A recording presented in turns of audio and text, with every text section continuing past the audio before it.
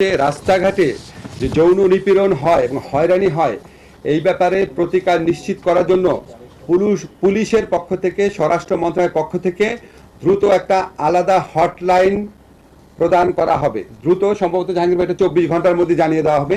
রাস্তাঘাটে যে কোনো ঘটনা ঘটলে সেই হটলাইনে 24 ঘন্টা চালু থাকবে, কমপ্লেইন দেওয়া যাবে এবং এটা তদারকি করার জন্য একটা ডেডিকেটেড স্বরাষ্ট্র মন্ত্রণালয়ের একটা ডেডিকেটেড সেল, স্বরাষ্ট্র মন্ত্রণালয়ের একটা ডেডিকেটেড সেল থাকবে। এছাড়াও ধর্ষণের মামলাগুলার তদারকি করার জন্য আইন মন্ত্রণালয়ের আলাদা একটা সেল থাকবে, যেখানে কোনো অযথা কালক্ষেপণ যেন না করা হয়।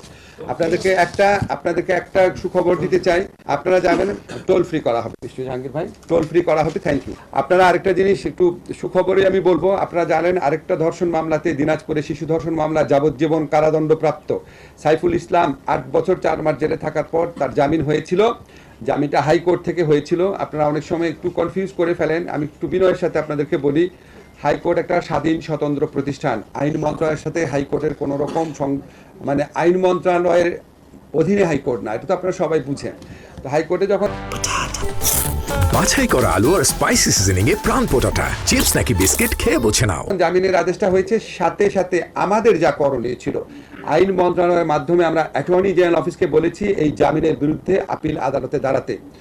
একদিন পর, জামিনের আদেশের পরদিনই আমাদের অ্যাটর্নি জেনারেল অফিস আপিলের ডিভিশনে দাঁড়িয়েছে। আজকে আপনাদেরকে একটা সুসংবাদ দিতে পারি, হাইকোর্টের যে জামিন আদেশটা সেটা আপিল বিভাগ সেটা বাতিল করে দিয়েছে।